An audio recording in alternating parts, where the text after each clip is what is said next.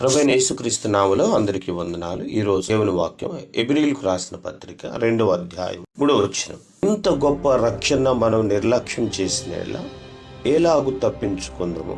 ఈ వాక్య భాగంలో రచిత గంభీరమైనటువంటి హెచ్చరిక ఇస్తుంది. దేవుడు ప్రకటించిన రక్షణను నిర్లక్ష్యం చేయక చిన్న సువార్త వాక్యాన్ని గట్టిగా చేపట్టి విశ్వాసంతో ముందు కొనసాగాలని వాక్యం ద్వారా సెలవిస్తూ ఉన్నారు. విన్న వాక్యాన్ని జాగ్రత్తగా పట్టుకోవాలి, వాక్యానుసారంగా జీవించాలి. లేకపోతే మన ఆత్మీయమైన జీవితం నెమ్మదిగా దిగజారిపోయే అవకాశం ఉంటుంది. యాకోబు సెలవిచ్చినట్లుగా వాక్యం వినువారు అయి ఉండక వినిన దాని ప్రకారం నడుచుకునే వారిగా ఉండాలి. ఎందుకంటే దేవుని వాక్యాన్ని అతిక్రమిస్తే తగిన ప్రతిఫలాన్ని మనం పొందుకుంటాం.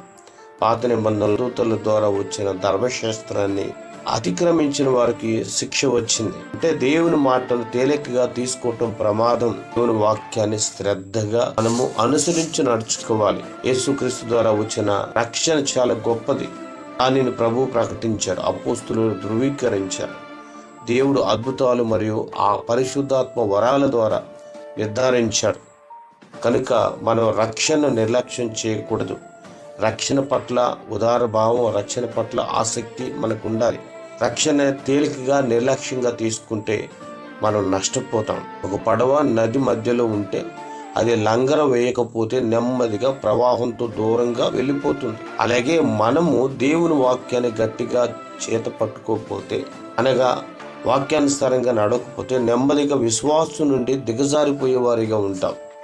దేవుడిచ్చిన రక్షణ గొప్పది కాబట్టి వాక్యాన్ని పట్టుకొని రక్షణ ఎప్పటికీ నిర్లక్ష్యం చేయక విశ్వాసంతో ముందుకు కొనసాగే వారిగా ఉండాలి. ప్రేమ నమ్మకం కలిగిన తండ్రి వందనాలు. రక్షణ విషయంలో ఎప్పుడు కూడా ఆసక్తి కలిగి విశ్వాసంతో ముందుకు కొనసాగుటకు సహాయం చేసి మీరు మహిమ తెచ్చుకోమని యేసుక్రీస్తు నామములో అడుగుచున్నాము తండ్రి. ఆమేన్.